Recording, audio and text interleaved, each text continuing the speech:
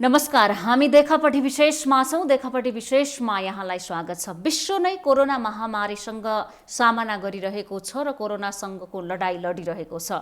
नेपालमा दिनानुदिन कोरोना संक्रमितको अभियान बलियो बनेको छ, साथै संक्रमितको सङ्ख्या पनि बढिरहेको छ। कहिलेसम्म यसले निकास पाउला र कोरोना सङ्क्रमण कहिले नियन्त्रणमा आउला भन्ने कुनै न अनुमान गर्न सकिएको छ, न कुनै रिसर्चले देखाइराखेको छ। यस्तो अवस्थामा हरेक राष्ट्रको लागि आर्थिक सङ्कट पनि समस्या बनेको छ। जनताको जीवन स्तर कष्टकर बन्दै गएको छ, भयावहको अवस्था छ र त्रासकै अवस्था छ। तर कोरोनालाई यति भयङ्कर रूपमा लिनु हुँदैन है। यसले मानिसलाई अरू कुरामा पनि असर पार्न सक्छ। त्यसकारणले अब कोरोनासँग जोगिने होइन, लकडाउन मात्रै समाधान होइन, कोरोना सँगसँगै काम गर्न सिक्नुपर्छ र त्यसरी नै आफ्नो जीवनशैली उपयोग गर्न सिक्नुपर्छ भनेर पनि अहिले भनिराखेको अवस्थामा बिस्तारै विश्वभर नै लकडाउन खुकुलो बन्दै गएको छ र आफ्नो दैनिकी पनि सामान्यतर्फ फर्काउने प्रयास भइराखेको छ। यद्यपि यसलाई लिएर डर, त्रास र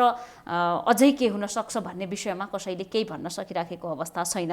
नेपालमा पनि सरकारले कोरोना नियन्त्रणका लागि विभिन्न कामहरू गरिराखेकै छ। यसमा मिश्रित प्रतिक्रियाहरू आएका छन्। यस सरकारको सफलता कति छ, असफलता कति छ भनेर। तर केही व्यक्तिहरूको इफोर्ट यति बलियो छ कि जो यो कोरोनामा पीडितका लागि घाउमा मलहम लगाउन सकिराखेका छन् र राज्यले नपुगेको ठाउँमा व्यक्तिका हात पुगिराखेका छन्। विगत लामो समयदेखि नेपालको ग्रामीण भेगमा शिक्षा स्वास्थ्यमा काम गर्दै आउनुभएका समाजसेवी जो एसियाको नोबेल पुरस्कार मानिने मेगासेसे अवार्ड प्राप्त गरिसक्नु भएको छ, वैज्ञानिक हुनुहुन्छ डाक्टर महावीर पुन।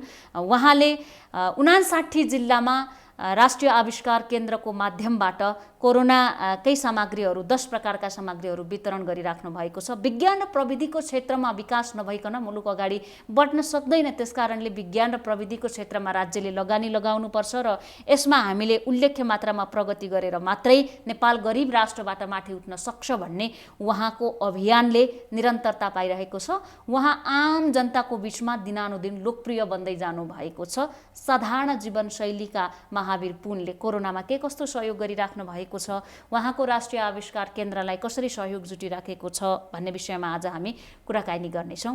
यहाँलाई स्वागत छ पुनज्यू। अब धन्यवाद। अहिलेसम्म कोरोनाका लागि यहाँले गर्नुभएका मुख्य कामहरू के हुन्, कसरी सहयोग गर्दै आइराख्नु भएको छ? अब कोरोनाको लागि गरेको मुख्य काम भन्ने चाहिँ त नहोला। हजुर। किनभने सबै मुख्य हो।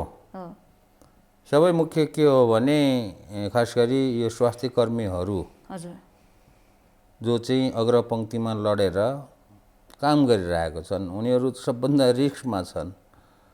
अब तिनीहरूलाई चाहिँ अब कसरी सुरक्षित बनाउने सकभर भन्ने किसिमको काम चाहिँ त्यो प्रमुख काम हो। र त्यो कसरी सुरक्षित बनाउने भन्ने कुरो एउटा चिज मात्र गरेर सुरक्षित हुँदैन, विभिन्न उपायहरू गर्नुपर्छ।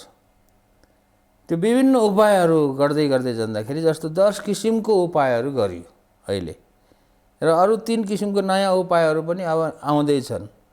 त्यो कुरा भनेको के हो भने एउटा आवश्यकताले गर्नुपर्ने काम हो र त्यो आवश्यकता चाहिँ डाक्टरहरूलाई चाहिने हो र यो आवश्यकता हामीलाई चाहियो भनेर डाक्टरहरूले हामीलाई चाहिँ राष्ट्रिय आविष्कार केन्द्रमा आएर भन्ने कुरा हो र उनीहरूले भन्छन् र आइडिया पनि दिन्छन्। यो हामी आफैले आइडिया निकालेर त्यो सुरक्षित बनाउने भनेको होइन कि मोस्टली यसमा आइडिया के छ त भन्दाखेरि डाक्टरहरूको आइडिया छ, जो सुरक्षाकर्मीहरू छन्। डाक्टरहरूकै इच्छा अनुसार, चाहना अनुसार राष्ट्रिय आविष्कार केन्द्रले सेफ्टीका सामग्रीहरू बनाइराखेको छ। होइन, सुरु गरेकै त्यसरी हो। जस्तो म उदाहरण दिन्छु कि लकडाउन भएको भोलिपल्ट मलाई केही डाक्टरहरूले फोन गरेर यो राष्ट्रिय आविष्कार केन्द्रले केही सुरक्षाको सामानहरू बनाइदिनु पर्यो भन्नुभयो। जुन कुरा हामीलाई थाहा थिएन। अनि त्यही कुरामा, त्यही अवस्थामा उहाँहरूले पिपी भन्नुभयो। पिपी हेरियो कस्तो हुने चाहिँ, कसरी बनाउने रहेछ थाहा भयो, त्यो बनाउनु सुरु गर्यो। फेस सिल्ड, मुखमा लगाउने एउटा साधारण प्लास्टिकको फेस सिल्ड जस्तो त्यो बनाउनु पर्छ भन्नुभयो, बनाइयो। अब त्यसपछि यो कोरोनाको बिरामीहरू जाँच्नको लागि डाइरेक्ट बिरामीको अगाडि बस्नुभन्दा एउटा बक्समा राखेर एउटा बुथ जस्तो बनाएर यसरी गऱ्यो भने सुरक्षित हुन्छ भन्नुभयो। हामी त्यो अनुसारको त्यो बुथ बनाइयो। अनि त्यसपछि हाम्रो अस्पतालको यो ट्रमा अस्पताल वीर अस्पतालको डाक्टरहरूले भन्नुभयो हामी कहाँ चाहिँ थुप्रै बिग्रेका भेन्टिलेटरहरू छन्, यो भेन्टिलेटरहरू थन्केर बसिरहेको छन्, यसलाई मर्मत हुन्छ कि भन्नुभयो आवश्यकता। किनभने भेन्टिलेटरको त आवश्यकता त बेसरी पर्छ कोरोनामा। त्यो पनि हामीले त्यो गएर त्यो बनाउने कामहरू रिपेयरहरू गरिँदैछ। अब त्यसपछि जस्तो डिसइन्फेक्सन बक्स भनेको कोरोना यो को डाक्टरहरूले लगाउँछन्, जो मास्कहरू अथवा केहरू लगाउँछन्, त्यो लगाएपछि त्यसलाई फेरि पुनः प्रयोग गर्नको लागि त्यसलाई चाहिँ फेरि डिसइन्फेक्ट गर्ने अथवा निर्मलीकरण भन्छ नेपालीमा, त्यो गरेर फेरि गर्ने यस्तो बक्स भयो भने एउटै मास्क चाहिँ हामीले पटक पटक चाहिँ प्रयोग गर्न सकिन्छ भन्ने कुरा भन्नुभयो। अब त्यो डिसइन्फेक्सन बक्स बनाइयो। अब त्यसपछि जब मान्छेहरू कोरोनाले गर्दाखेरि मर्न थाले, मरेपछि त्यो कोरोनाले मरेको बिरामीलाई त्यो लासलाई कसैले छुन नचाहिने, त्यसमा सुरक्षित राख्ने एउटा बक्स बनाइदिनु पर्यो भन्नुभयो। अब त्यो पनि हामीले उहाँहरूले नै यस्तो यस्तो भनेपछि त्यो अनुसारको बनाइयो। अब जस्तो कोरोनाको बिरामी राखेको अस्पतालको वार्डमा त अब तिनीहरूलाई केही उपचार गर्नको लागि के हेर्नको लागि त नर्सहरू अथवा डाक्टरहरू जानुपर्ने भयो। अब अलिकति असुरक्षित भयो। त्यस कारणले यस्तो किसिमको एउटा रोबोट बनाइदिनुहोस् जो आफै जान्छ र केही कुराहरू पुर्याउनु पर्यो भने त्यो रोबोटले बनाइदिनुहोस् भन्नुभयो। हामीले चाहिँ त्यही अनुसारको त्यो चाहिँ रोबोट पनि बनाएर त्यो पनि दिइयो। अब त्यसपछि यो जुन स्वाब भन्छ, यो नाकमा घुसार्ने जुन प्लास्टिकको सुइरा जस्तो छ, त्यो अहिले बजारमा भएकोले घोच्यो अरे, अलि राम्रोसँग घोच्यो। अलि नरम खाले प्लास्टिकको नरम किसिमको बनाइदिनुहोस् भन्नुभयो। अब त्यो पनि बनायो। अब यस्तो किसिमले जति पनि चिजहरू हामीले बनाइरहेको छौँ त्यो चाहिँ डाक्टरहरूको सल्लाह सुझाव अनुसार बनाइएको हो र उहाँहरूले जो सल्लाह दिनुहुन्छ बनाएर त्यसको प्रोटोटाइप हामीले डिजाइन गरेर बनाएर उहाँहरूले देखाउँछौँ।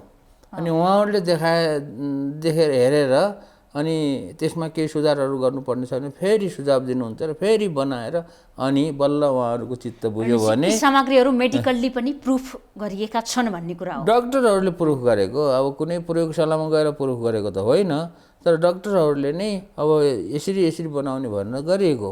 अब जस्तो यसरी बनाउँदै जाँदाखेरि 10 किसिमको चिजहरू बनाइयो। अब अस्ति भर्खरै जम्मा अझै 3 किसिमको नयाँ चिजहरू बनाउनु पर्यो भनेर फेरि रिक्वेस्ट आएको छ। नयाँ बन्दै गरेको 3 किसिमको चिज भनेको एउटा आइसोलेसन बक्स भनेर बिरामी कोरोनाको बिरामीलाई एम्बुलेन्समा राखेर एक ठाउँबाट अर्को ठाउँमा सार्दाखेरि एम्बुलेन्स अथवा हेलिकप्टरमा राखेर सार्दाखेरि त्यसको नजिकमा बस्ने मान्छेलाई कोरोनाको बिरामी नसरोस्, त्यसको लागि एउटा सुरक्षित एउटा बक्स बनाउनु पर्यो जहाँ कि त्यहाँ बिरामीको जो फेरेको जो श्वास छ त्यो चाहिँ बाहिर ननिस्कियोस् र त्यो सङ्क्रमण नहोस् भनेर त्यो बक्स बनाइदिनु भयो। यस्तो डिजाइनको बक्स भनेर भन्नुभयो। अब त्यो बन्दैछ। अब पुरानो भेन्टिलेटरहरू त बनाउने काम भइरहेको थियो। नयाँ अब भेन्टिलेटर बनाउनको लागि भेन्टिलेटरको डिमान्ड धेरै छ अनि भेन्टिलेटरको मूल्य बजारमा चाहिँ धेरै महँगो छ। त्यस कारणले अब नयाँ भेन्टिलेटरहरू बनाउन सक्यो भने भन्ने कुरामा चाहिँ हामीले रिसर्च गर्दाखेरि स्ट्यानफोर्ड युनिभर्सिटीको रिसर्चरहरूसँग मिलेर नयाँ भेन्टिलेटरहरू बनाउन प्रयास गरिरहेको छ। जुन भेन्टिलेटर चाहिँ यदि बन्यो भने अब बन्ने हालतमा छ, त्यो प्रोटोटाइप बनिसक्यो, बन्यो भनेदेखि बढीमा 2 लाख रुपियाँ पर्छ होला। अहिले बजारमा मूल्य कति छ नर्मल भेन्टिलेटरहरू जो नेपाल भित्र आइदैछ? नर्मल भनेको 18-20 लाखसम्म र त्यो भेन्टिलेटरको 50-60 लाख पनि हुँदो रहेछ।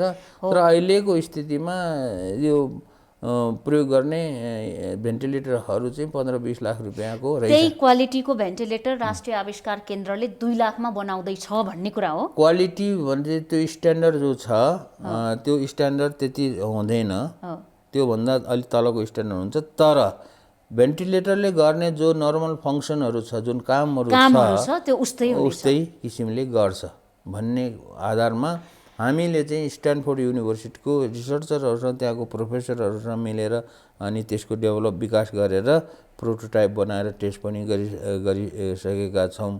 अहिलेसम्म नेपालमा कुनै पनि यस्तो सङ्घ संस्था केन्द्रले भेन्टिलेटर बनाएको छैन, सबै हैन बनाएको छन्। अब हाम्रो पाइलट टेक्नोलोजी भन्ने भाइहरूले पनि बनाएको छन् र तिनीहरूले त्यो चाहिँ एप्रुभलको प्रोसेसमा राखेका छन् र तर त्यो बनाउन त्यति सजिलो छैन। भेन्टिलेटर बनाउने काम भनेको त्यो सजिलो काम होइन। यसमा एकदमै सोफिस्टिकेटेड एकदम संवेदनशील कुराहरू चाहिँ त्यहाँ ख्याल गर्नुपर्ने हुन्छ, बोथ हार्डवेयरमा पनि र सफ्टवेयरमा पनि। त्यसकारणले विश्वसनीयतामाथि पनि बहस चल्ला होइन। पिपीदेखि नै हामीले कुरा गर्ने भने अब यहाँले कोसँग कसरी मिलेर उहाँहरूको सपोर्ट कस्तो छ, अरू साइन्टिस्टहरूको पनि कुरा गर्नुभयो र यहाँले कसरी विश्वस्त पार्नुहुन्छ कि यी भेन्टिलेटरहरू नेपालका लागि उत्तिकै जुन अहिले हाम्रो जो भेन्टिलेटर हामीले बनाइरहेको छौँ यो अमेरिकाको स्ट्यानफोर्ड युनिभर्सिटी भनेको जो अमेरिकाको एउटा नामौत युनिभर्सिटी हो, विश्वको भनौँ।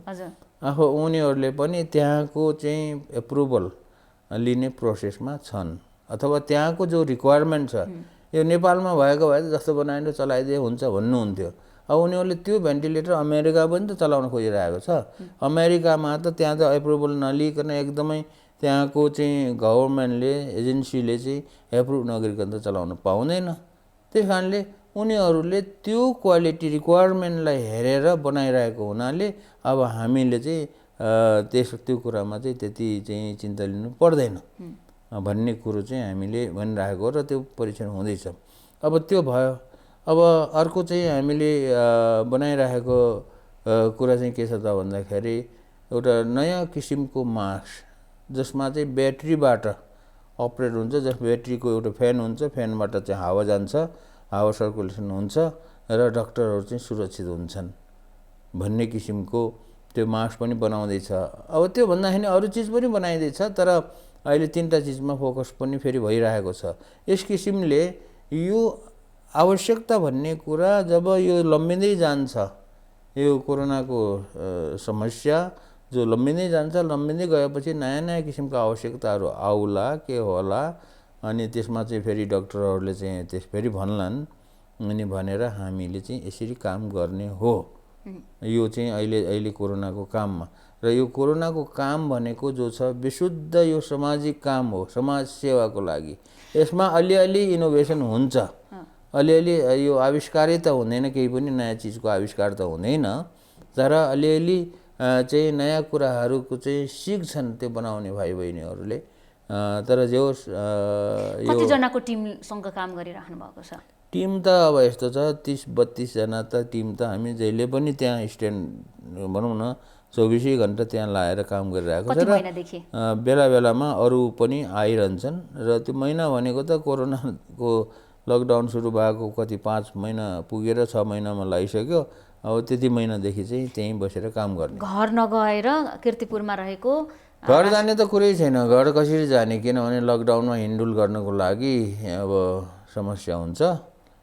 त्यस कारणले घरै जाने। अरू फेरि जति पनि भाइ बहिनीहरू काम गरिरहेको छ यो अलिकति यहीँ काठमाडौँकै पनि होइनन्, कोही त धेरै जसो चाहिँ बाहिरका हुन् जो चाहिँ काठमाडौँमा डेरा गरेर बस्थे। अब तिनीहरू चाहिँ अब वहीँ कीर्तिपुरमा बसेर काम गरिरहेका छन्। एउटा दुईटा छन् जो चाहिँ काठमाडौँमै घर भएकाहरू, अब तिनीहरू चाहिँ कमसेकम घरसम्म जान्छन्। त्यो सहयोग नेपालीहरूले कसरी गरिराखेका छन्, कति जुटेको छ र सहयोग गर्नका लागि कसरी तपाईँलाई सहयोग गर्ने, यसमा अब तपाईँले निःशुल्क नै वितरण गरिराख्नु भएको छ, त्यस कारणले होइन सहयोग भन्ने कुरो यो यस्तो छ कुरा। सुरुमा चाहिँ कसैलाई पनि यति लामो समय लम्बेला भन्ने थाहा थिएन कोरोनाको महामारी। अब अलिकति लम्बेला अलिअलि काम गर्ने भन्ने किसिमले सुरु गरियो। त्यस कारणले हामीले कसैलाई चाहिँ सहयोग पनि मागेको पनि होइन, कसैसँग सहयोगको अपेक्षा गरेको पनि होइन, र अलिअलि केही कामहरू 8-10 लाख रुपियाँको कामहरू होला भनेर।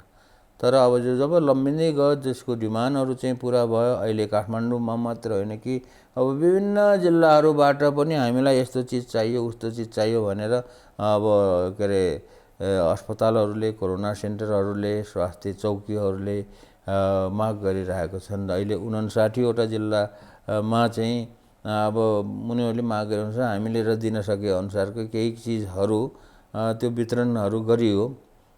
उनीहरू आफै लिन आउँछन्। अब यसरी चाहिँ बढ्दै गयो। भनेको मतलब के भने यो जुन सानो रूपमा सुरु गरेको काम जो छ यो चाहिँ बृहत भयो। अब बृहत हुँदै जाँदाखेरि चाहिँ अब खर्च पनि बढ्दै गयो।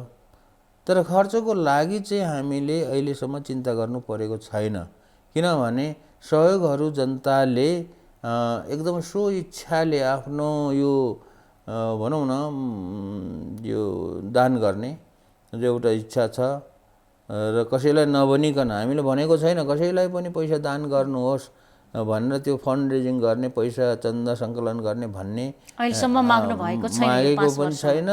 अनि 5 महिनामा मागेको पनि छैन।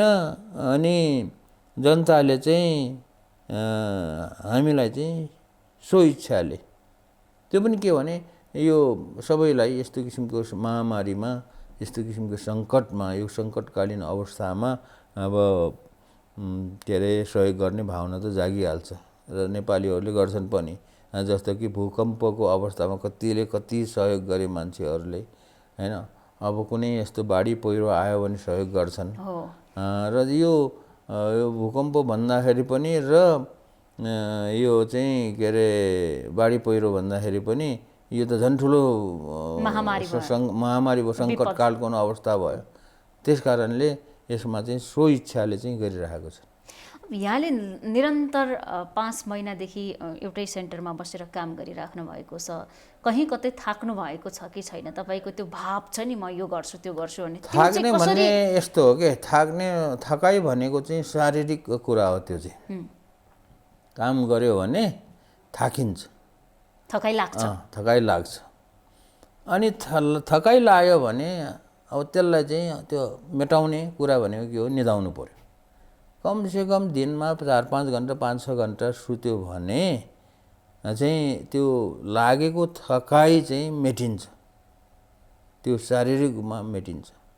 अब अर्को कुरा के हुनसक्छ, मानसिक थकाइ जो छ, अब त्यो मानसिक थकाइ कुन अवस्थामा हुन्छ भने कुनै चिजमा चाहिँ एकदमै फोकस गरेर केही गर्न सोच्नु पर्यो भनेदेखि मानसिक थकाइ हुनसक्छ। तर यो अहिलेको अवस्था भनेको कस्तो हो भने यसो टिमवर्क भयो। टिमवर्क भएको हुनाले, टिममा मिलेर काम गर्नुपर्ने भएको हुनाले र मैले भने कि यहाँ चाहिँ अब 30-32 भन्दा बढी पनि छन् र त्यति मात्र त यहाँ काम गर्ने छन्। अब डाक्टरहरूले आएर सल्लाह सुझाव दिन्छन्।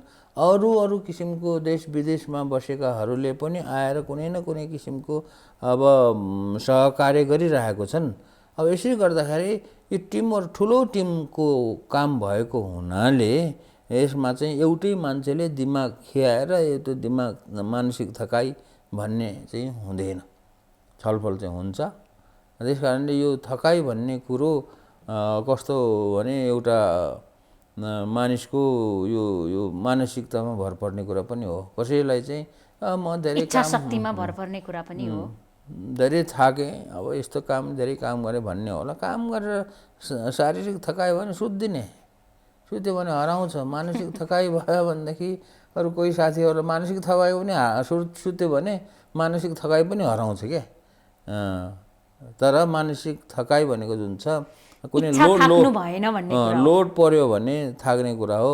तर धेरै मान्छेले एउटा ग्रुपमा काम गर्यो भनेदेखि त्यो मानसिक थकाइ पनि हुँदैन। अर्को कुरा, अब डाक्टरहरूले सुरुमै यो महामारीमा राज्यप्रति ज्यादा विश्वास गरिराखेका छन्। राज्यको जिम्मेवारीभित्र परेको छ र गरिब राष्ट्रदेखि धनी राष्ट्रहरूले पनि कसरी फ्रन्टलाइनरहरूलाई चाहिँ सुरक्षित राखेर उनीहरूलाई ऊर्जाशील बनाइराख्ने भन्ने विषयमा विशेष चासो देखेको पाइएको छ। नेपालमा किन डाक्टरहरू तपाईँ कहाँ गइरहेछन् त? यस्तो छ, राज्यले परिपूर्ति नगरेर हो कि तपाईप्रतिको विश्वास ज्यादा भएको? यस्तो कुरा हो। अब जो कोरोनाको महामारीको सङ्कट भइसकेपछि खास गरी यो स्वास्थ्य कर्मीहरूलाई अब यहाँ दुई किसिमको कुरा छ। पहिलो कुरा त अब सरकारी अस्पतालहरूलाई मा भएका डाक्टरहरूलाई सुरक्षित बनाउने, डाक्टरहरू नर्सहरू स्वास्थ्य कर्मीहरूलाई सुरक्षित बनाउने काम राज्यको जिम्माको कुरा भयो। दोस्रो चाहिँ के छ त भने प्राइभेट अस्पतालहरू छन्, प्राइभेट अस्पतालको स्वास्थ्य कर्मीहरूलाई सुरक्षित बनाउने काम चाहिँ प्राइभेट अस्पतालको सञ्चालकहरूको हो।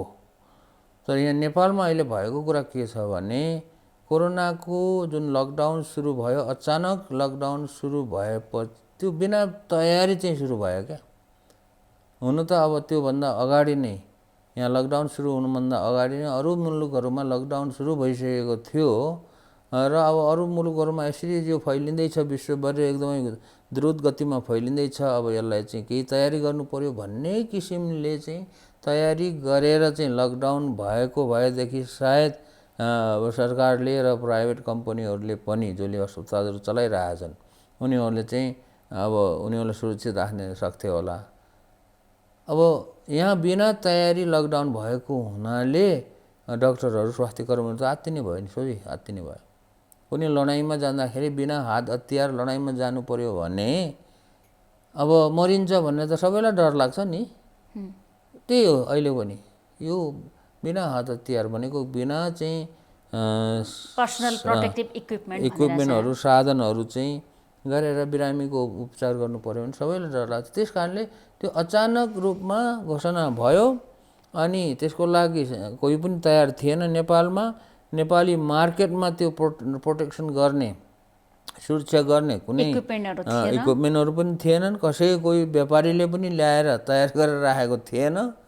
त्यस कारणले सबै चाहिँ धेरैजसोले चाहिँ देखेको कुरा र कमसेकम राष्ट्रिय आविष्कार केन्द्रले केही गरिदिन्छ कि भन्ने आश लिएर आएको हो र हामीले पनि अब सकेसम्म निःशुल्कै किन बाँडिराख्नु भएको छ? जनताले यहाँलाई, यहाँको केन्द्रलाई सहयोग गरेको छ त्यस कारणले शुल्क लिन्न भनेर हो कि? यो यस्तो हो, जस्तो हामी आफैले हाम्रै पैसाले बनाएर वितरण गरेको भए अब त्यो पैसा लिनु पर्थ्यो हैन, अथवा केही शुल्क लगाउनु पर्थ्यो। यो जति पनि बनाइएको छ यो चाहिँ जनताहरूको पैसाले बनाएर, जनताहरूले दान गरेको पैसाले बनाएर वितरण गरिएको छ। अनि जनताहरूले दान गर्दाखेरि के पनि भनेको छ भने ल मैले तपाईहरुले गरेको कामबाट हामी चाहिँ एकदमै सन्तुष्ट छौं र यो मेरो तर्फबाट यति चाहिँ सहयोग आयो, यो सहयोगले चाहिँ केही बनाएर दिनु होला भनेर जनताले भनिरहेको छ। सबै जति पनि दाताहरु छन् सबैले नभने पनि धेरै जसोले चाहिँ मलाई चाहिँ फोन गरेर भनिरहेको छन् अथवा इमेल गरेर मेसेन्जरमा पढेर ल कोरोनाको लागि, महामारीको लागि हामीले यति सहयोग गर्यौं भनेर दान गरिरहेको छ। त्यो भनेको के हो त भन्दाखेरि उनीहरुले हामीलाई भनेको कुरा के हो भने दान गर्नेहरुले कि बनाएर वितरण गरिदिनुस् भन्नुभयो। बनाएर वितरण गरिदिनुस् भन्न पैसा दिइसकेपछि हामीलाई विश्वास गरेर पैसा दिइसकेपछि हामीले त बनाएर त वितरण गर्नु पर्यो। बनाएर वितरण गर्दाखेरि फेरि पैसा लियो भने के हुन्छ भने दान दिने मान्छेहरुको चित्त दुख्छ, मन दुख्छ, पक्कै पनि दुख्छ। सबैको नदुख्ला तर 50% को मन दुख्यो भने पनि के हुन्छ त? भोलि गएर के भन्छ भने जनताले ल हामीले चाहिँ दिएको दानबाट उसले व्यापार गर्यो भन्छ। चाहे चाहिँ हामीले परेको मूल्य नै मात्रै लिएर किन नदिउँ भन्छ। मेन कुरा के हो भने 100% ले नभने पनि ल मानौ 50% ले त्यो त भन्छ। त्यसकारणले दान हो, दानै होस् भन्ने, दान हो, चिट गर्दिन भन्ने हो। जसले दान गर्न खोजेको छ हैन यो प्रेरित भइराकोस् भन्ने हो। यो नैतिकताको कुरा हो के। मेन कुरा चाहिँ नैतिकताको कुरा हो। कसैले स्वच्छ मनले हैन दान गरेर हैन दिएको पैसाले यो कामको लागि भनेर दियो। फेरि दान गर्दाखेरि पनि जेसुकै गरेर भनेर दिएको हैन नि, कोरोनाको लागि भनेर दिएको हो नि त। कोरोनाको लागि भनेर दिएको दानले अब हामीले त्यो कुनै चीज बनाएर त्यो वितरण गरिदिनु पर्यो। बनाएर वितरण गर्दाखेरि पैसा लियो भने त्यो के हो, व्यापार गरेको जस्तो भयो। अनि त्यसो गर्दाखेरि मान्छेको चित्त दुख्ने भयो र यो कुरालाई चाहिँ हामीले चाहिँ यसरी भनिरहेको छौं। पीपी मात्रै कति बाँड्नु भयो अहिलेसम्म? 14,000 भन्दा जति बाँडियो अहिलेसम्म 59 जिल्लामा, 59 वटा जिल्लाहरूमा।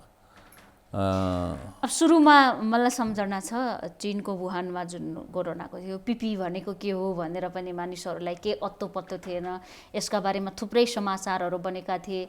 महँगो छ, चीनबाट ल्याइँदैछ, राज्यले कहाँ कहाँ टेन्डर हाल्दैछ, यसमा करप्सन हुँदैछ भन्ने कुरा थियो। त्यही बेला तपाईँले पिपी बनाउन सुरु गर्नुभएको थियो। त्यो सम्झना चाहिँ कस्तो छ यहाँलाई कि सुरुमा अलमलमा परेको विषयमा हात हाल्नुभयो यहाँले? अब अहिले त सामान्य लाग्यो होला, सुरुमा यहाँलाई पनि ठुलो लागेको थियो त्यो कुरा पिपी होइन, म आफैलाई पनि पिपी भनेको कुरा के हो थाहा थिएन। मैले देखेको पनि थिएन, सुनेको पनि थिएन। पिपीको फुल फर्म के हो भन्ने कुरा पनि मलाई थाहा थिएन। पर्सनल प्रोटेक्टिभ इक्विपमेन्ट भनेर इङ्ग्लिसमा भन्दो रहेछ। हो, नेपालीमा व्यक्तिगत सुरक्षा कवच भन्दो रहेछ। अनि डाक्टरले कोरोनाको यो लकडाउन सुरु भएको भोलिपल्ट डाक्टरले पहिलो कुरा त्यही भन्यो कि बजारमा पिपी छैन, पिपी बनाउन सहयोग गर्नुहोस् भनेर डाक्टरले मलाई भन्यो, टिचिङ अस्पतालको डाक्टरले। अनि मैले सोधेँ पिपी भनेको के हो भन्नुहोस् भने मैले भने। त्यही कारण यो हामी युवानको कुरा मात्र होइन, मलाई पनि थाहा थिएन, हामीलाई पनि केही थाहा थिएन। तर उहाँहरूले स्याम्पल पठाइदिनु भयो, यस्तो हुन्छ पिपी भनेर। अनि त्यो बनाउन सुरु गरियो होइन। अब पिपी भनेको एउटा साधारण एउटा के भन्छ रेनकोट जस्तो चिज भयो। त्यसमा केही चिजहरू थप्नुपर्ने, टाइट गर्नुपर्ने, त्यहाँ सिलाएको ठाउँमा चाहिँ सिल गर्नुपर्ने, त्यस्तै दुई चारवटा कुराहरू राम्रोसँग ख्याल गरेर बनाउनु पर्ने चिज रहेछ। अनि त्यसरी सुरु भएको हो क्या मेन कुरो चाहिँ। त्यस कारणले यो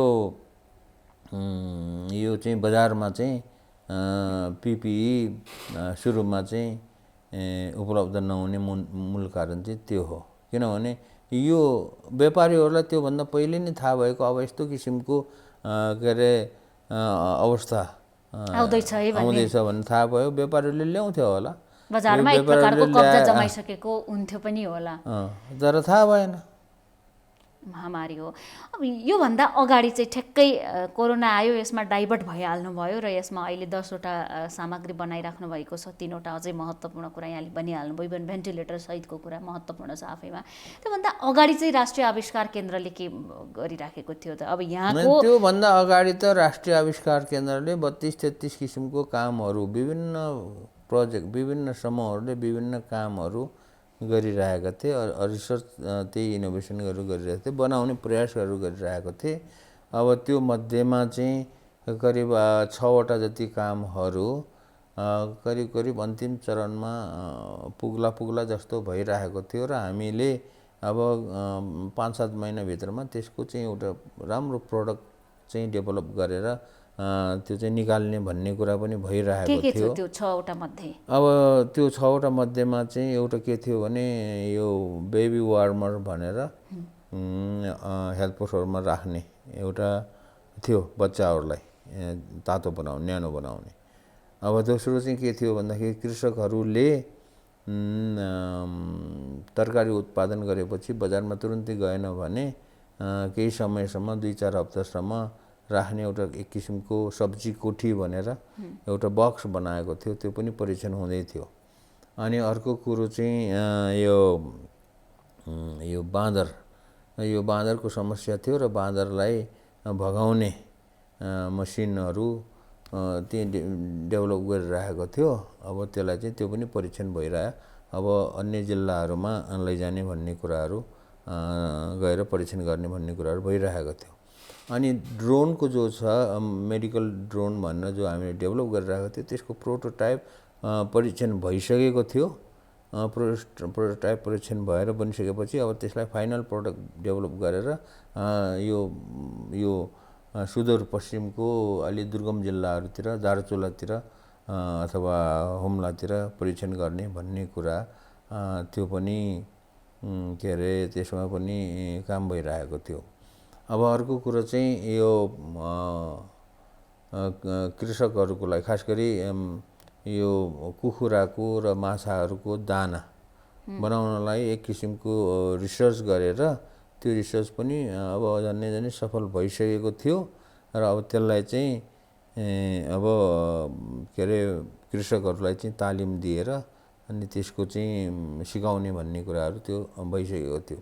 अब यो यस्तो कुराहरू चाहिँ अन्तिम चरणमा पुगेको पुगिरहेको थियो, कोरोनाका थियो कारणले र, प्रभावित छ भन्ने कुरा हो। अब यो कोरोना कुनै न कुनै दिन त नियन्त्रण हुनै पर्छ होइन। अहिलेसम्मका कैयन भाइरस नियन्त्रण भएका छन्, भ्याक्सिन बनेका छन्, त्यसपछि फेरि यी कामहरूले निरन्तरता पाउलान् होइन। त्यो कामहरूले त निरन्तरता पाइरहेको छ, पाउँछ पनि, सिर्फ यो त्यतातिर फोकस गर्न नरहेको मात्रै हो। अब यो कोरोनाको भन्ने काम चाहिँ विशुद्ध यो समाज सेवाको काम भयो र कोरोना रहन्जेलसम्म यसमै फोकस गर्छु भन्ने छ यहाँको अभियान। अब नै हेरौँ सिचुएसन कस्तो हुन्छ। मान्छेले जो पनि योजनाहरू बनाइन्छ, प्लानहरू बनाइन्छ, सिचुएसन अनुसार, आवश्यकता अनुसार बनाउने हो। कोरोनाको चाहिँ यो जुन छ डर त्रास यो हट्दै गयो, आवश्यक परेन भने किन त्यसमा चाहिँ लागिरहने।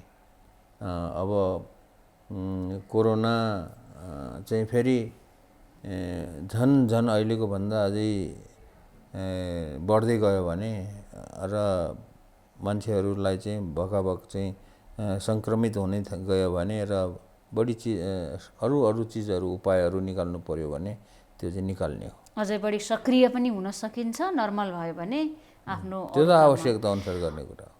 अर्को कुरा जस्तो यहाँको पुरानो अभियान जसले यहाँलाई विश्वले पनि चिन्यो, गाउँ-गाउँसम्म इन्टरनेट पुर्याउन पर्छ है, हरेक वडामा पुग्न सक्ने सम्भावना छ, रिसोर्स पनि छ, यसको सही युटिलाइज गरौँ भनेर जुन भनिराख्नु भएको थियो, दुर्गम ठाउँको कुरा गर्नुभएको थियो, त्यो कुराले यहाँलाई विश्वमा पनि चिनायो। तर अहिले आएर त्यसको आवश्यकता देखियो। लकडाउन भएदेखि विद्यार्थीहरू घरमा छन्, अनलाइन शिक्षाका कुरा छन्, अहिले भर्चुअल बैठकहरूका कुरा छन्, अब कसैले कसैलाई भेटेर ह्यान्डसेक गर्न सक्ने अवस्था छैन, कामहरू अधिकांश अनलाइनबाट गर्नुपर्ने आवश्यकता छ। अहिलेको समयमा तपाईँ आफ्नो पुरानो अभियानलाई कसरी सम्झिराख्नु भएको छ? इन्टरनेट गाउँसम्म जोड्न कति आवश्यक छ? नै अब त्यो पहिलाको जुन समयमा मैले काम गरेँ त्यति बेलाको अब वातावरण त फरक थियो, धेरै फरक थियो। किनभने त्यति बेला नेपालको कुनै पनि गाउँ, त्यो 20 वर्ष अगाडिको कुरा हो, त्यति बेला नेपालको कुनै पनि गाउँमा मोबाइल सर्भिसको सेवा पुगेको थिएन, दूरसञ्चार। अब इन्टरनेट भन्ने त मान्छेले सुनेको पनि थिएन, थाहा पनि थिएन मान्छेलाई। अब त्यस अवस्थामा त्यति बेलाको आवश्यकताले गर्दाखेरि मैले यो वायरलेस नेटवर्किङ गरेर इन्टरनेट पुर्याउने, एउटा कम्युनिकेसन सिस्टम गर्ने र त्यसलाई चाहिँ खास गरी एजुकेसन र हेल्थमा, शिक्षा र स्वास्थ्य सेवामा प्रयोग गर्ने भन्ने कुरा त त्यति बेलै भनेको हो, त्यति बेलैदेखि नै गरेको हो। त्यसलाई हामीले कुनै कमर्सियल हिसाबले अगाडि बढाएको होइन। अब टेक्नोलोजीको विकास यो गएको 20 वर्षमा धेरै नै यो फड्को मारिसकेको छ। 20 वर्ष अगाडि जुन किसिमले सुरु गरियो र त्यो काम अहिले पनि गरिरहेको छौँ र यो अरूले पनि गर्दै जाँदाखेरि टेक्नोलोजीको विकास अनुसार हामीले त्यही अनुसार फेरि अपग्रेड पनि गर्दै गइरहेछौँ र त्यो काम पनि अझै भइरहेको छ। तर हाम्रो फोकस भनेको के छ भने जहाँ चाहिँ दुर्गम ठाउँमा, जहाँ चाहिँ यस्तो किसिमको सर्भिस पुगेको छैन, जहाँ चाहिँ कसैले त्यहाँ पुर्याउन सकेको छैन, त्यो ठाउँमा मात्रै हामीले चाहिँ फोकस गरिरहेछौँ। मानौँ त्यहाँ चाहिँ कुनै अर्को कमर्सियल कम्पनीको सर्भिस पुगेको छ भने हामी त्यहाँ चाहिँ गइरहनु पर्ने आवश्यक छ। निड बेसमा अझै पनि यो कुरालाई निरन्तरता दिइरहेको छ। अहिले इन्टरनेटको पहुँच कति आवश्यक छ? व्यक्तिको जीवनसँग जोडिन पुग्यो नि यो त अहिलेको कुरा होइन। अहिले त अब सबैलाई थाहा भयो इन्टरनेटको पहुँच कति छ भनेर। अब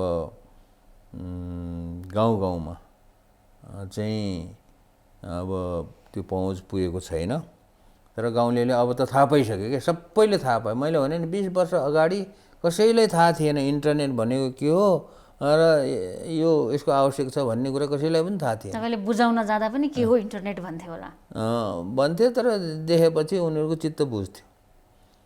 तर अहिले त सबैलाई थाहा भयो नि, सबैलाई थाहा भयो। त्यस कारणले यसको आवश्यकता छ भनेको मतलब डिमान्ड चाहिँ छ, ह्युज छ डिमान्ड। तर त्यसलाई चाहिँ पुरा गर्ने जुन इन्फ्रास्ट्रक्चर, जो संरचनाहरू छन्, भौतिक संरचना, त्यो चाहिँ त्यो अनुसार विकास हुन सकेको छैन। तैपनि अन्य किसिमका विकासका संरचनाहरू भन्दा यो भनौँ न सञ्चारको जुन संरचना छ त्यो चाहिँ यो धेरै गुणा छिटो छ। उदाहरणको लागि भनौँ न, अहिले नेपालको प्रायःजसो हरेक गाउँहरूमा भनौँ न 90% भन्दा बढी गाउँहरूमा कमसेकम मोबाइल सर्भिस पुगेको छ। अब यो कमसेकम 2G सम्म पुगेको पनि छ। इन्टरनेटको 2G सम्म पुगेको छ। 3G 4G पुग्दैछ गाउँगाउँहरूमा, बिस्तारै 3G 4G बिस्तारै होला। अरू चिज पनि यत्तिकै गतिमा विकास भएको भए भने केही फरक पर्थ्यो, तर यो कम्युनिकेसनको विकास भयो। तर पनि के हुन्छ भने यो इन्टरनेट भन्ने कुरो अब यसको आवश्यकता चाहिँ बढ्दै जान्छ र यो जुन टेक्नोलोजी यहाँले सुरुमा गर्नुभएको परिकल्पना र अहिलेको जुन यहाँले भन्नुभयो नि 20 वर्षमा त हामी टेक्नोलोजीको क्षेत्रमा धेरै ठुलो फड्को मारिसक्यौँ भनेर, यसको सही प्रयोग भएको छ कि छैन? भएको छैन। तपाईले गर्नुभएको कल्पना के हो? मैले त्यही भन्दैछु। र अब सुरुमा मान्छेलाई अब मोबाइल गर्नु पायो भने, फोन गर्नु पायो भने पुग्थ्यो क्या। अब त्यसपछि सानो टेक्स्ट मेसेजहरू लेख्न पायो भने पनि पुग्थ्यो, अनि त्यसपछि इमेल लेख्न पायो भने पनि पुग्थ्यो। किनभने यो जुन टेक्नोलोजी छ, त्यसले टेक्नोलोजीलाई प्रयोग गरेर जति पनि एप्लिकेसनहरू एपहरू निस्किएको छ, अब तिनीहरूलाई उति बेलाको समयमा अहिले यो इन्टरनेटको जो स्पिड छ, गति छ, त्यो चाहिँ त्यति चाहिँदैन थियो त्यति बेलाको। अब जति समय बढ्दै गयो, अब एप्लिकेसनहरू चाहिँ एकदमै धेरैभन्दा धेरै निस्किन थाले र त्यो इन्टरनेटको जो गति छ, स्पिड छ, त्यसको चाहिँ ब्यान्डविड्थ जो छ त्यो पनि बढ्दै गयो। र अहिले भएको कुरा के हो भने इन्टरनेट नपुगेको होइन, इन्टरनेट पुग्यो गाउँ गाउँमा। तर त्योलाई चाहिँ त्यसबाट जति पनि सर्भिस लिनुपर्ने हो, अब दुईवटा कुरा, सर्भिस लिनलाई पहिलो कुरा त के हुनु पर्यो, त्यस्तो किसिमको नेपाली साधारण जनताले पनि फाइदा लिन सक्ने किसिमको एपहरू बन्नु पर्यो हैन। त्यो सबै किसिमको एपहरू बनेको छैन, केही बनेको छ, केही बनेको छैन। अब दोस्रो कुरा चाहिँ के हुन्छ भने त्यो एपहरू चलाउनको लागि चाहिने इन्टरनेटको गति, स्पिड जो छ, त्यो अहिलेको जो टेलिकम्युनिकेसनको जो इन्फ्रास्ट्रक्चर छ त्यसले चाहिँ पुगेको छैन। किनभने अब त्यसमा चाहिँ अब युज ठुलो मात्रामा चाहिँ लगानी गर्नुपर्छ र त्यो चाहिँ लगानी चाहिँ यो टेलिकम्युनिकेसन कम्पनीहरूले गर्न सकेको छैन। त्यस कारणले आवश्यकता छ, त्यसको माग चाहिँ धेरै छ, पूर्ति हुन सकेको छैन। माग पूर्ति गर्नको लागि जो जति पनि गाउँ गाउँमा जो इन्टरनेटको जो स्पिड छ त्यो पुर्याउनु पर्नको लागि चाहिँ त्यसको लागि भौतिक पूर्वाधार चाहिँ खडा भएको छैन हैन। र अर्को कुरा, त्यो फाइदा लिनको लागि, इन्टरनेटबाट फाइदा लिनको लागि गाउँलेहरूलाई फाइदा हुने किसिमको, सहज हुने किसिमको एपहरू चाहिँ केही बने तापनि अब पर्याप्त मात्रामा बनेका छैन। त्यो मेन कुरा चाहिँ त्यो भएको। अब यहाँले एउटा चिन्ता सुरुदेखि नै गरिराख्नु भएको छ कि नेपालीहरूले विश्वमा दुःख पाए, विश्वको श्रम बजारमा कम मूल्यमा श्रम बेचिरहेका छन्, मुलुक समृद्ध हुनका लागि विज्ञान प्रविधिमा लगानी गरौँ मुलुकभित्र भनिराख्नु भएको छ। अहिले पनि आविष्कारको कुरा गर्ने हो, रिसर्चको कुरा गर्ने हो भने विश्वका राष्ट्रहरू, धनी राष्ट्रहरू जसले विज्ञान प्रविधिमा लगानी गरेका छन्, उनीहरू भ्याक्सिनको कम्पिटिसनमा छन्, ठुल्ठुलो लगानी गरेका छन्। हामी के सोचिराखेका छौँ, हाम्रो तयारी के छ भने कुनै कम्पनीले भ्याक्सिन बनाउला र त्यसको परीक्षण गरे बापत हामीले छिटै त्योसँग किन्न सकौँला भन्ने, या उसले अनुदान दिन्छ कि भन्ने आश गर्नुपर्ने अवस्था छ। त्यस कारणले हाम्रो विज्ञान र प्रविधिमा किन लगानी हुन सकेन होला? यो आवश्यक कति छ? हामी गरिब छौँ, लगानी गर्न हामीसँग पर्याप्त बजेट छैन भनेर चुप लागेर हामी बस्ने हो कि हामी गर्न सक्छौँ, यसमा हामी काम गर्न सक्छौँ? लगानी किन हुन सकेन भन्ने कुरा, अब कसैले अब कुनै काम, एउटा उदाहरण दिन्छु, कसैले कुनै काम गर्नको लागि अब उसको दिमागमा त्यो कुरा हुनु पर्यो क्या। दिमागमा भएन भनेदेखि त्यो काम हुँदैन। इच्छा शक्ति हुनु पर्यो, पहिलो इच्छा चाहना हुनु पर्यो। र दिमागले के कुरा सोच्नु पर्यो भने मैले जो सोचेको कुरा छ त्यसलाई चाहिँ प्राथमिकतामा राख्नु पर्यो। मेन कुरा लगानी किन हुन सकेन विज्ञान प्रविधिको विकासमा भन्दाखेरि त्यो कुरा चाहिँ प्राथमिकतामा परेन। नेपालको विकसित देशहरूले किन विज्ञान तथा प्रविधिको विकास गर्न सके भन्दाखेरि उनीहरूले त्यो कुरालाई उच्च प्राथमिकतामा राख्यो। अब उच्च प्राथमिकतामा किन राखेन भन्दाखेरि दिमागमा छैन। यसलाई चाहिँ उच्च विज्ञान र प्रविधिको विकास गर्ने कुरा नेपाल सरकारको दिमागमा पर्न सक्दैन भन्ने कुरा हो। प्राथमिकतामा पर्दैन।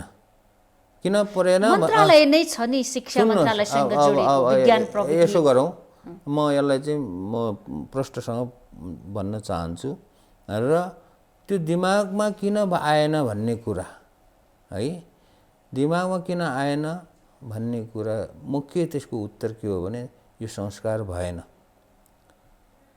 संस्कारले गर्दाखेरि नै कुनै चिजको दिमागमा आउने हो हैन। र त्यो दिमागमा नआएको अहिलेको विज्ञान मन्त्रालय अथवा शिक्षा मन्त्रालय अहिलेको सरकारको कुरा मात्र होइन। पृथ्वीनारायण शाहले नेपाल बनाएर एउटा देश बनायो। त्योभन्दा अगाडि पनि साना देशहरू थिए। त्यति बेलाको पालादेखि अब पहिलाको कुरा छोडौँ, सानो टुक्रा चाहिँ जो देशहरू थिए नेपालमा, अब तिनीहरूको कुरालाई छोडेर पृथ्वीनारायण शाहको पालादेखि गरौँ न। पृथ्वीनारायण शाहको पालादेखि अहिलेसम्म आजको मितिसम्म नेपालमा जति पनि सरकार बन्यो, जति पनि पहिला त राजाहरू भए हैन, अब शासन व्यवस्था राजाले गर्थे र राजाहरूको दिमागमा पनि त्यस्तो कुराहरू आएन। दोस्रो कुरा, अब राजालाई हटाएपछि जो अहिले जति पनि नेताहरू बनेको छन् तिनीहरूको दिमाग पनि आएन। किन आएन त तिनीहरूको दिमागमा?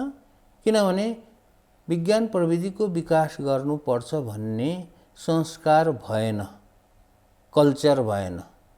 त्यो कल्चरमा नभएको कुरा कसैलाई पनि आउँदैन क्या। त्यस कारणले अहिलेको नेताहरूको मात्र कुरा भएन, अहिलेको सरकारको मात्र कुरा भएन, पृथ्वीनारायण शाहदेखि अहिलेसम्मको सरकारहरूको कसैले पनि प्राथमिकतामा नराखेको हुनाले, प्राथमिकतामा राखेर यो कुरालाई चाहिँ अगाडि नबढाएको हुनाले नेपालमा विज्ञान तथा प्रविधिको विकास नभएको हो। त्यो विज्ञान तथा प्रविधिको विकास नभएर अनि यहाँ चाहिँ कुनै चिजहरू उत्पादन हुन नसकेको हो, यहाँ चाहिँ व्यापार हुन नसकेको, रोजगारीको सिर्जना हुन नसकेको हो, अनि चाहिँ देश चाहिँ कङ्गाल भएको हो। त्यस कारणले यो कुरालाई चाहिँ हामीले यसरी चाहिँ अब एकदमै बृहत रूपमा चाहिँ यो सोचाइले चाहिँ सोच्नुपर्छ। यो होइन कि अहिलेको सरकारले गरेन भने अहिलेको सरकारले मात्रै गाली गर्ने, अब भोलि आउला अथवा योभन्दा अगाडिको सरकार पनि आएको थियो। त्यस कारणले यो कुरालाई प्राथमिकतामा राख्नुपर्छ। अरू मुलुकहरूले त्यो प्राथमिकतामा राख्यो। जब म तपाईँलाई कोरियाको उदाहरण दिन्छु। कोरियाले दोस्रो विश्वयुद्धपछि कोरिया चाहिँ नेपाल जस्तै गरिब थियो। नेपालमा त नेपालमा भोकमरी थिएन त्यति बेला। मान्छेहरू सबै आफूले उत्पादन गरेर आफ्नो लागि खानाहरू आफै पकाउँथे, अरू विकास त्यस्तै थियो। तर नेपालभन्दा पनि अलिक गरिब थियो भन्छ। अब कसरी त्यो अहिले त्यो हालतमा पुगेर अहिले नेपालीहरू किन कोरियामा काम गर्नु जानु परिरहेको छ? किनभने कोरियाले दोस्रो विश्वयुद्धपछि विज्ञान तथा प्रविधि यो इनोभेसनमा प्रशस्त मात्रामा खर्च गर्यो। आविष्कारमा प्रशस्त मात्रामा खर्च गर्यो र अरू पनि जति पनि मुलुकहरू चाहिँ समृद्धि भए तिनीहरूले चाहिँ प्रशस्त मात्रामा खर्च गरे। किन खर्च गरे भन्दाखेरि त्यो संस्कारको विकास गरे। तिनीहरूले प्राथमिकतामा राखे र आविष्कारमा आफ्नो लगाव लगाए भन्ने कुरा। अब यहाँलाई मैले अर्को प्रश्न के जोड्न खोजेँ भने नेपाली युवाहरूमा पनि राज्य त यसमा कमजोर यहाँले भन्नुभयो, पृथ्वीनारायणको पालादेखि नै भनौँ अरू कुरामा ध्यान गयो, विज्ञान र प्रविधिको क्षेत्रमा ध्यान गएन, हाम्रो प्राथमिकतामा राखेनौँ भन्ने कुरा गर्नुभयो। अहिलेको नयाँ जेनेरेसनको प्राथमिकतामा घरभित्र पनि यो कुरा परेन, विद्यालयमा पनि यो कुरा परेन र अहिले कस्तो भइराखेको छ भने +2 गर्ने एउटा वैदेशिक माध्यममा जाने लाइसेन्स जस्तो माध्यम बनिराखेको छ। हामी पनि परिवर्तन हुन सकिराखेका छैनौँ।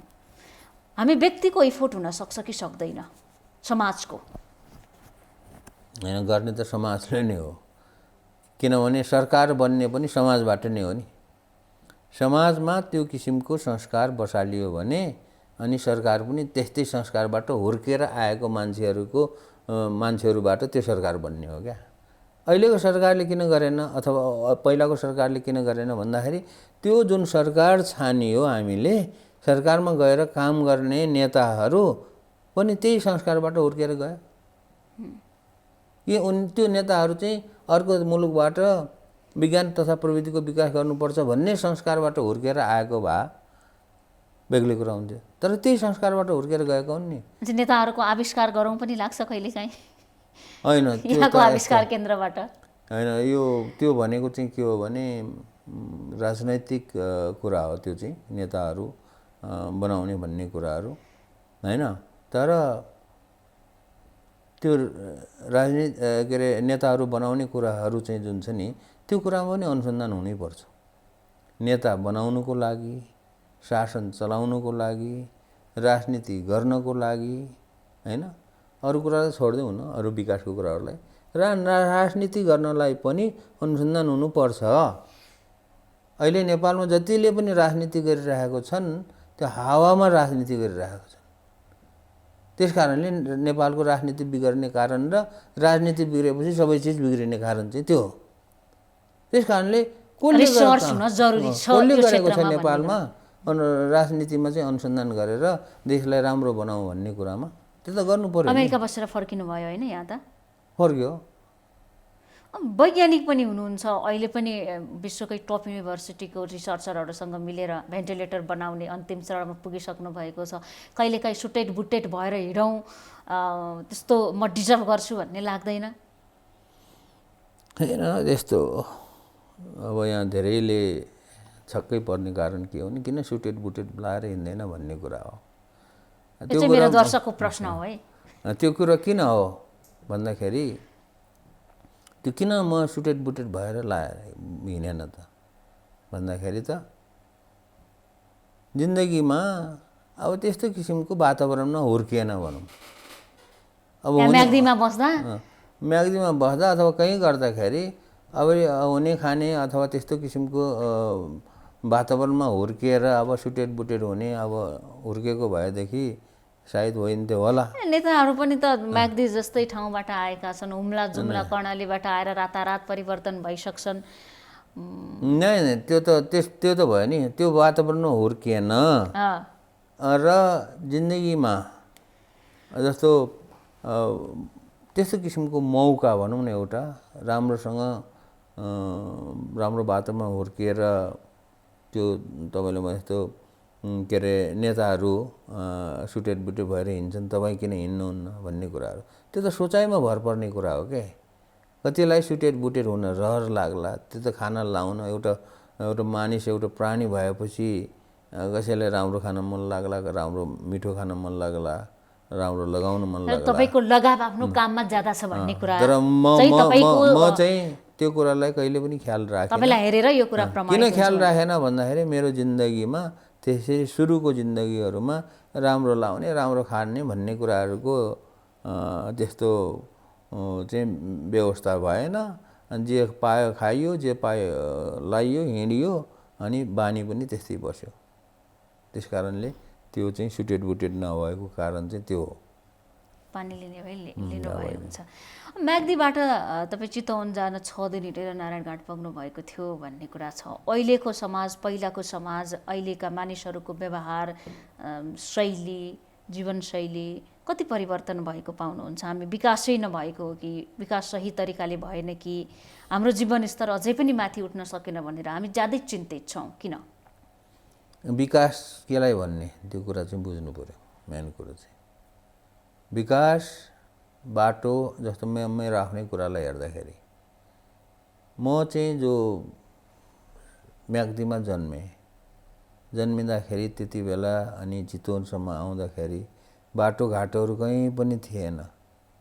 बिजुली गाउँ गाउँमा बिजुली थिएन, टेलिफोन कहीँ पनि थिएन। अब यो हिसाबले हेर्दाखेरि विकास भएको जस्तो देखिन्छ हाम्रो यहाँ। केही विकास भयो, पक्कै पनि भएकै हो।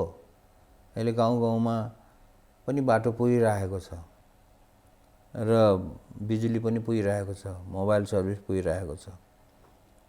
जुन कुरा म चाहिँ म्याग्दीमा हुर्किँदाखेरि थिएन, उति बेला त हामीले जुत्ता लाउने चलन पनि थिएन हाम्रो पालामा। यहाँ चितवन खाली खुट्टै आउनु भयो? चितवन खाली खुट्टै आएको, खाली खुट्टै हिँडेर आउनु भयो? खाली खुट्टै हिँडेर आएको, किनभने चलन थिएन। मैले मात्र खाली खुट्टा हिँडेको होइन, सबै खाली खुट्टा हिँडेर आएको होइन। अब त्यो त्यति बेलाको अवस्था त्यस्तो थियो। अहिले त्यस्तो छैन, सबैले चप्पल लगाएकै छ, जुत्ता लगाएकै छ। अलिकति हामीले हाम्रो पालामा ज्याकेट साकेट भन्ने पनि थिएन, हामीले देखेको पनि होइन होइन। जाडो भयो भने के गर्नु? जाडो भयो भने यस्तो भाङ्रा जस्तो लगाएर हिँड्थ्यो। भाङ्रा जस्तो भने यस्तो लामो कपडा यस्तो गरेर। त्यसको विकल्प थिएन? थिएन, किनभने अब ज्याकेट कोट भन्ने त थिँदै थिएन। अब त्यो हिसाबले हेर्ने हो भने अहिले धेरै विकास भएको छ। तर विकासले के गरिरहेको छ भने नेपाललाई चाहिँ परनिर्भरता बनाएको छ।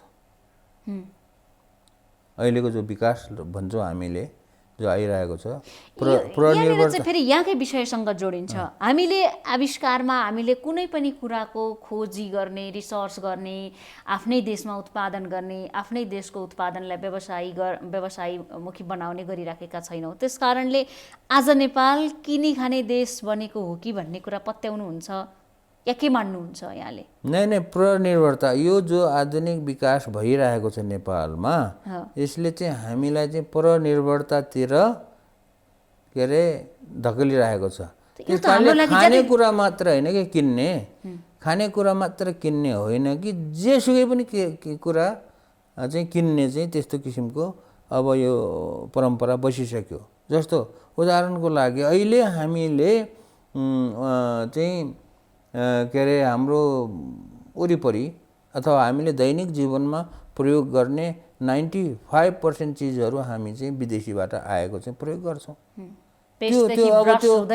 सलाइसम्म हामी विदेशबाट प्रयोग गर्छौँ। सबै त्यो खानेकुरादेखि सबै कुराहरू विदेशबाट आएको चिज प्रयोग गर्छौँ। अब यसको के भयो भन्दाखेरि विदेशबाट आएको चिज प्रयोग गर्ने त भइयो, भनेको त यी चिजहरूमा हामी परनिर्भर भइयो। अब यी चिजहरूमा परनिर्भर भएपछि के भयो त भन्दाखेरि देश चाहिँ कङ्गाल हुँदै गएछ। त्यो देश त कङ्गाल हुँदै केले गयो भन्दाखेरि यो जुन छ अहिले यो जुन आधुनिक विकासहरू छ त्यसले गर्दाखेरि भएको हो। जस्तो कुरा गरौँ, अब नेपालमा अहिले केही पनि बन्दैन भन्ने पनि भयो। अहिले मैले भने 95% चिजहरू बाहिरबाट आउँछ, जसमा 5-6% चिजहरू हामी निर्यात गर्छौँ। अनि खाना त पहिला आयात गर्दैन थियौँ, अहिले सबै खानेकुराहरू पनि आयात गर्छौँ। अब यो जुन छ, अनि यो अहिले हामीलाई कस्तो भइरहेको छ भने कुनै चिज कहीँ बन्यो भने तुरुन्तै आइहाल्छ, नेपालमा आइहाल्छ, नेपालको मार्केटमा आउँछ। नेपालको मार्केटमा आएपछि हामी त्यसलाई देखेपछि हामी किन्ने इच्छा जाग्छ अनि हामी किनि पनि हाल्छौँ। गर्दाखेरि के भयो, हामी आफूले उत्पादन गरेर हामी उत्पादक चाहिँ हुँदै भएनौँ, तर उपभोक्ता चाहिँ बेसरी भयौँ। छानी विश्वको मार्केटको सामग्री उपभोग गर्ने भयो। उपभोक्ता चाहिँ राम्रो उपभोक्ता, धेरै असल उपभोक्ता भयौँ, तर उत्पादक चाहिँ नभएनौँ। त्यो किन?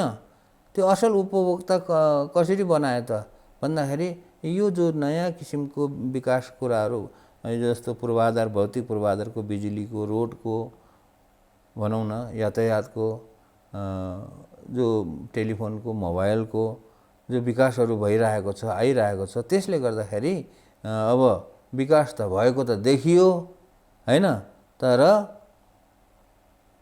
विकास हुँदाखेरि त्यो विकासको उसमा जाने क्रममा अब कङ्गाल पनि बन्दै गयो। भन्ने कुरा चाहिँ हामीले आत्मनिर्भरताको बाटोमा हामी कसरी जान सक्छौँ त? कुनै न कुनै दिन त यो एउटा अभियानको रूपमा अगाडि बढ्नै पर्छ। आत्मनिर्भर बन्नको लागि विज्ञान तथा प्रविधिको विकास हुनैपर्छ, आफ्नै मुलुकभित्र आविष्कार हुनुपर्छ। निर्भर भनेर सबै कुरामा आत्मनिर्भर हुनु पर्दैन। हुन सक्ने कुराहरूमा अब देश परिस्थिति अनुसार हुन सक्ने कुरामा कुनै पनि देश आत्मनिर्भर बन्ने प्रयास गर्नुपर्छ र सबै चिजमा परनिर्भरता भयो र सबै देशका सबै मान्छे चाहिँ राम्रो के अरे उपभोक्ता मात्र भए, उत्पादक भएनन् भने त्यो देश कङ्गाल भएर त्यो कुनै न कुनै समयमा त्यसको अस्तित्व नै हराउँछ। हुन त अब यो मैले गर्ने प्रश्न पुरानो भइसक्यो, यहाँलाई धेरैले यो प्रश्न गरिसके, तैपनि मैले यो प्रश्न जोड्न किन खोजेँ भने आम जनताले फेरि जानुन् कि महावीर पुनले जुन राष्ट्रिय आविष्कार केन्द्र खोल्नु भएको छ, राज्यले सहयोग गरेको 40-50 करोडको त यहाँले आङ्कलन गर्नुभएको छ, त्यति भयो भने म मुलुकमा एउटा ठुलो कन्ट्रिब्युसन गर्न सक्थेँ भन्ने कुरा जुन गरिराख्नु भएको छ, त्यो सपना अब निरन्तर अगाडि बढ्छ कि यसमा सहयोग जुटिराखेको छ जनस्तरबाट, सरकारले सहयोग गरोस् भन्ने चाहनु भएको छ कि या सरकारले भने जस्तो तपाईँ एउटा व्यक्तिलाई यति लगानी किन दिने, तपाईँसँग आइडिया छ भन्दैमा त्यो राष्ट्रका लागि हो भन्ने कुराको ग्यारेन्टी किन गर्ने भन्ने कुराले जित्दैछ? अब यहाँ मेन कुरा बुझ्दै नबुझेको कुरा, मान्छेहरूले बुझ्न नखोजेको कुरा के छ भने आजको दिनसम्म पनि सबैले हरेक मिडियाले यो मिडियाको प्रचारबाजीले गर्दाखेरि के भइरहेको छ भने यो आविष्कार केन्द्र महावीर पुनको आविष्कार केन्द्र हो भनिरहेछ। हिजो हो कि अस्ति हो हिमाल पत्रिकाले अनलाइन खबर, हिमाल अनलाइन खबरले पनि लेखेरै छ महावीर पुनको आविष्कार केन्द्रले अब कोरोनामा यस्तो यस्तो काम गर्यो भनिरहेछ। र अरूले जोसुकैले पनि भन्दाखेरि जुनसुकै पनि मिडियाले, अधिकांश मिडियाले लेख्दाखेरि अहिले पनि के लेखिरहेको छ भने महावीर पुनको आविष्कार केन्द्र भनिरहेछ।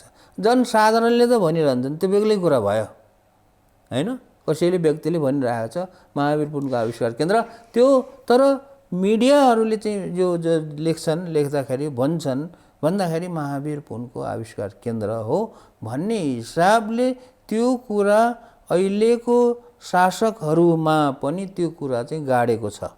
यो व्यक्तिसँग जोडिएको कुरा राज्यले बुझेको छ।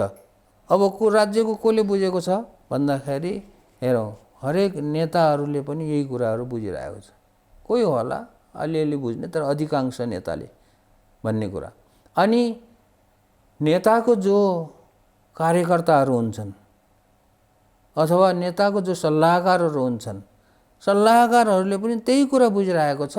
कसैले मलाई आएर सोधेको छैन यो तपाईँको आविष्कार केन्द्र हो कि कसको आविष्कार केन्द्र हो भनेर सोध्नु पर्यो नि। मैले बारम्बार भनिरहेको छु, मैले बारम्बार हरेक मिडियामा पनि भनिरहेको छु होइन, बारम्बार चाहिँ अब त्यो पब्लिक ठाउँहरूमा पनि भनिरहेको छु जहाँ चाहिँ गएर म इन्टरेक्सन गर्छु जनतासँग कि यो आविष्कार केन्द्र राष्ट्रिय आविष्कार केन्द्र हो। यो दर्ता पनि राष्ट्रिय आविष्कार केन्द्र भनेर दर्ता भएको छ। महावीर पुनको आविष्कार केन्द्र भनेर त दर्ता भएको छैन। अनि यसको जो विधान छ, नेतृत्वकर्ता तपाईँ हुनुहुन्छ, यसको जो विधान प्रबन्ध पत्र छ यो चाहिँ पूर्ण रूपमा मुनाफा वितरण नगर्ने संस्था भनेर पनि त्यहाँ भनेको छ। अब अर्को कुरा मैले बारम्बार के भनिरहेको छु भने यो चाहिँ जनताको आविष्कार केन्द्र हो, किनभने यो जनताले यहाँ जति पनि सहयोगहरू आइरहेको छ जनताको सहयोगमा चलिरहेको छ। आर्थिक सहयोग मात्र होइन, जनताले यसमा आइडियाहरू दिइरहेको छन्, नयाँ नयाँ आइडियाहरू दिएर सहयोग गरिरहेको छन्। कसैले यसको प्रचार प्रसार गरेर सहयोग गरिरहेको छन्, कसैले चाहिँ आफूले दिन सक्ने 2-4 पैसा दिएर सहयोग गरिरहेको छन् र हामीले काम गरिरहेछौँ। त्यस कारणले यो जनताको आविष्कार केन्द्र हो र जनताको सहयोगमा सपोर्टमा चाहिँ चलेको आविष्कार केन्द्र हो र जनताको भलाइको लागि यो चाहिँ खोलिएको आविष्कार केन्द्र हो भनेर बारम्बार भनिरहँदाखेरि पनि अझै पनि मिडियाहरूले चाहिँ महावीर पुनको आविष्कार केन्द्र भनेर भनिरहेको छ र यो यसलाई अगाडि नेताहरूले मूर्त रूप यहाँको जुन परिकल्पना छ नि त्यो स्पिडमा काम गरिराख्छु भन्ने अठोट छ अझै भन्नाले यसलाई कम्प्लिट गर्नुहुन्छ? यो कम्प्लिट कहिले पनि हुँदैन। पहिलो कुरा यो आविष्कार केन्द्र भनेको कहिले पनि कम्प्लिट हुँदैन। यहाँको एउटा भिजन त छ नि, यहाँसम्म मिसन त छ नि, यहाँसम्म पुर्याउँछु है, म मुलुकलाई यतिसम्म काम गर्न सक्छु है भन्ने कुरा। म त्यस्तो हावादारी कुरा गर्न चाहन्न। कसैले भन्ला म यहाँसम्म पुर्याउँछु भन्ला हैन, र म मेरो पालामा यति कम्प्लिट गर्छु भन्ला, यो कहिले पनि कम्प्लिट नहुने किन हो भन्दाखेरि यो अनुसन्धान आविष्कार भन्ने कुरा नयाँ आविष्कार जबसम्म पृथ्वीमा मानिसहरू अस्तित्व मानिसहरू रहिरहन्छन् तबसम्म यो आविष्कार अनुसन्धान भन्ने कुरा भइरहन्छ। यो आविष्कार अनुसन्धान भन्ने कुरा अहिलेदेखि सुरु भएको त होइन नि। मानिसहरू उहिले मानिसको उत्पत्ति भएदेखि जङ्गली युगदेखि बन्दै आएर हजारौँ लाखौँ आविष्कारहरू हुँदै आएको हो नि अनुसन्धानहरू। त्यस कारणले यो कहिले पनि पुरा हुँदैन। पहिलो कुरा यो सोच्नुपर्छ। त्यस कारणले यो महावीर पुनको मात्र होइन, यो हामीले त एउटा जग बनाइदिने हो। यो जगमा अरूले भविष्यको सन्ततिहरूले गर्ने हो।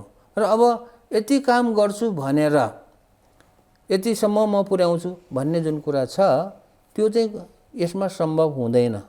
किन सम्भव हुँदैन भन्दाखेरि यो अनुसन्धान आविष्कार गर्नलाई आइडिया भन्ने कुरा कसलाई कहिले कसरी आउँछ, कस्तो आइडिया आउँछ भन्ने कुरा कसैलाई भगवानलाई पनि थाहा हुँदैन।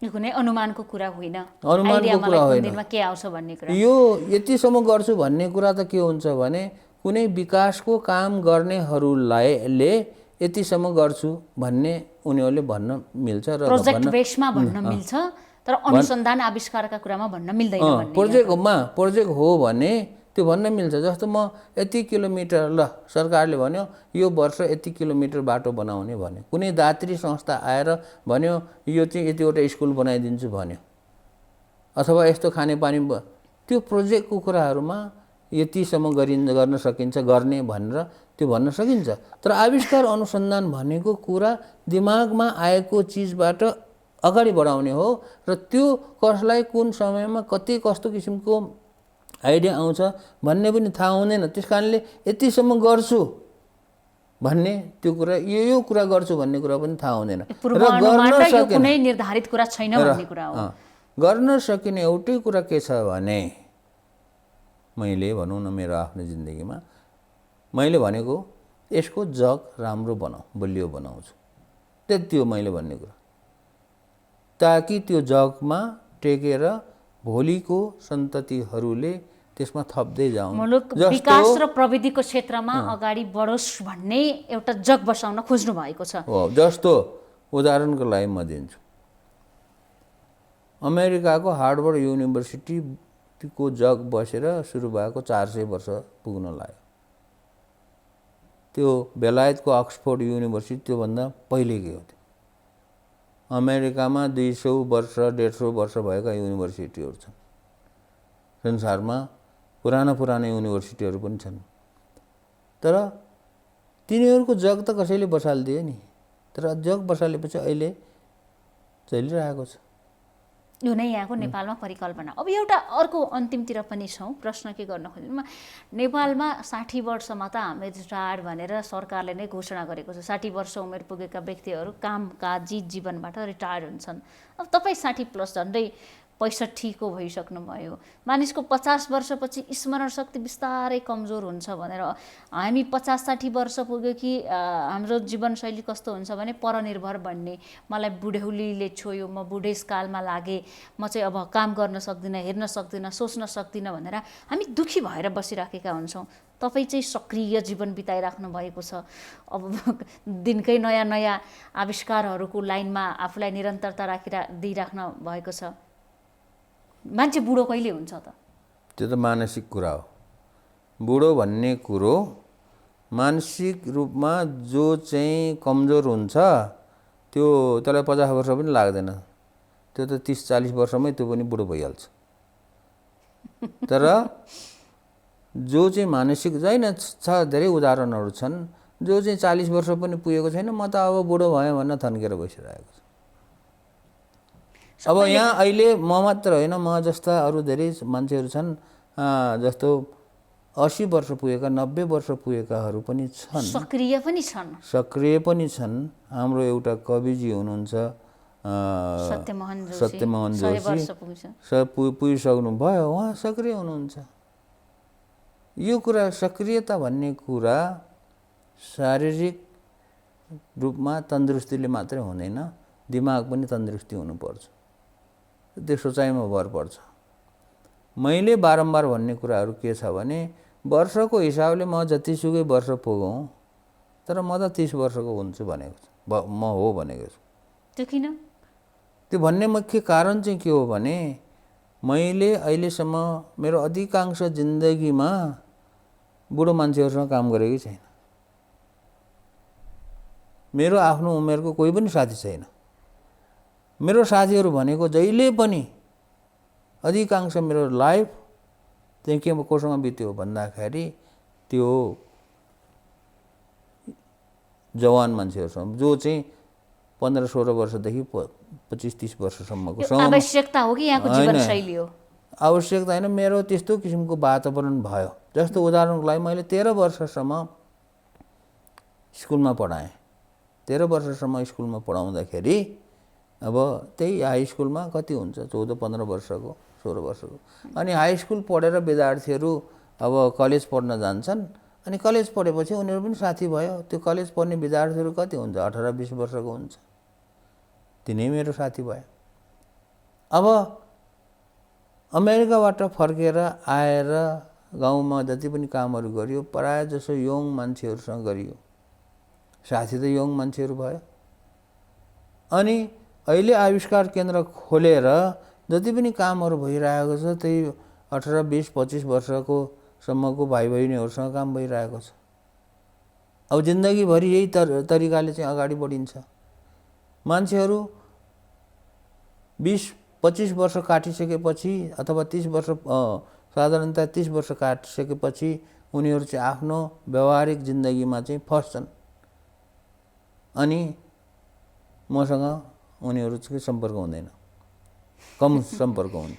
अनि मसँग सम्पर्क हुने भनेकै त्यो 20-25 वर्षकै बढी अधिकांश मान्छेहरू भएको हुनाले मैले चाहिँ अलिकति ठुलो हुनलाई 30 वर्ष मेरो उमेर भन्ने कारण चाहिँ त्यो, र म जहिले पनि 30 वर्ष।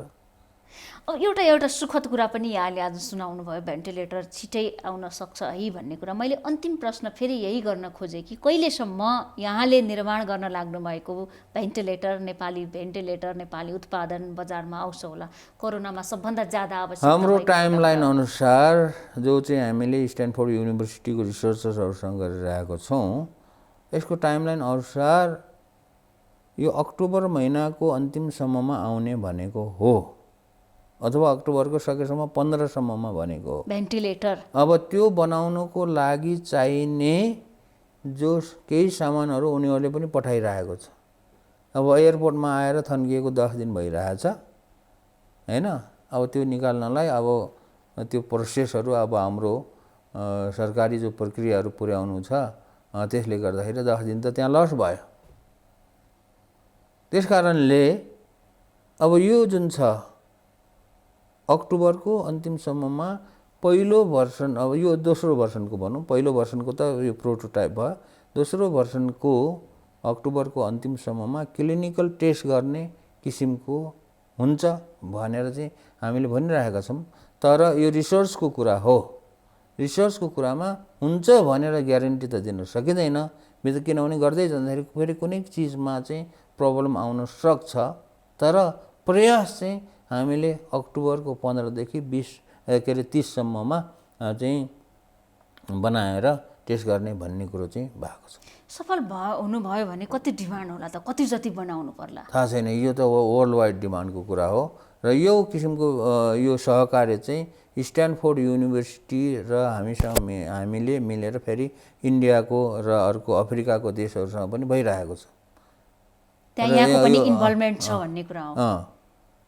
त्यसकारणले अब यो एउटा देशमा मात्र प्रयास भइरहेको छैन, यो चाहिँ 2-3वटा 4वटा देशमा भइरहेको छ र अब जे होस् मुख्य उद्देश्य नै यो कोरोनाको लागि मात्रै भनेर यो लक्षित छैन। यो भेन्टिलेटरको विकास भोलि गएर यो भनौँ न अल्प विकसित देशहरूमा, गरिब मुलुकहरूमा को चाहिँ भनौँ न अस्पतालहरूमा अथवा यस्तो स्वास्थ्य चौकीहरूमा पनि प्रयोग गर्न मिल्ने किसिमले चाहिँ यो बनाइएको छ, ताकि यो चाहिँ सस्तो होस्।